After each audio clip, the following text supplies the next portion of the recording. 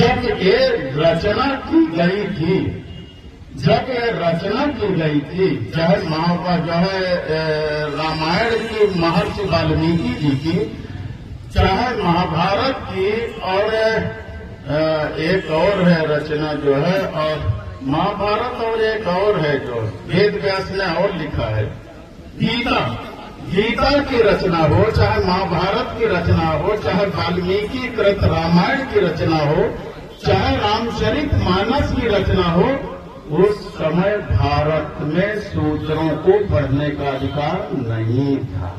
सही बता रहे, उस समय भारत में शूद्रों को पढ़ने का अधिकार नहीं था। आप पढ़ लिख नहीं सकते थे। अगर आप पढ़ने की कोशिश करेंगे तो आपकी आंखें फोड़ दी जाएंगी। आप सुनने की कोशिश करेंगे तो शीशा पिघला के कान में डाल दिया जाएगा। अगर जीभ से आप उच्चारण करेंगे तो जीभ आपकी काट ली जाएगी। ये व्यवस्था थी भारत के अंदर। मैं गलत नहीं बोल रहा, भारत के अंदर ये व्यवस्था थी ताकि हो जाए। सार्वजनिक रास्तों में चलने की हमें इजाजत नहीं थी।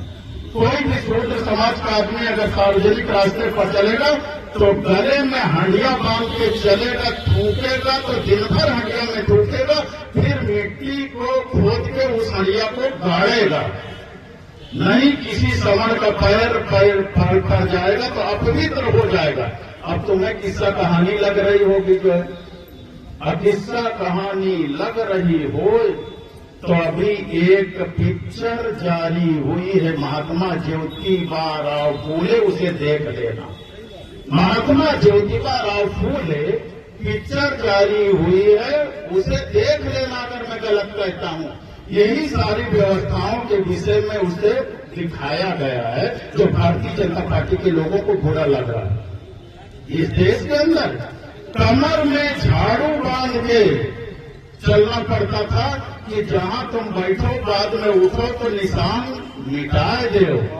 पैर में चीथड़े पुराने कपड़े बांध के चलना पड़ता था जिससे तुम्हारे पैर के निशान मिटते चले जाएं, दूसरे का पैर ना पड़े। ये भारत देश का इतिहास है जो आज हमें नकली हिंदू बना के हमारे वोट का सौदा करते और राजपाट लेके हेलीकॉप्टर से चलते हैं। अगर भारत के मंदिरों में ताकत होती तो मोहम्मद बिन कासिम आया होता। भारत के मंदिरों में ताकत होती तो महमूद गजनवी आया होता। भारत के मंदिरों में ताकत होती तो मोहम्मद घोरी न आया होता और इस दुर्ग को लूटने का काम न किया होता। इसका मतलब मंदिरों में ताकत नहीं थी। अगर ताकत है तो सत्ता के मंदिर में ताकत है कि बाबा अपना मंदिर छोड़ करके आज सत्ता के मंदिर पर विराजमान है, हेलीकॉप्टर पर चलने का काम करते हैं।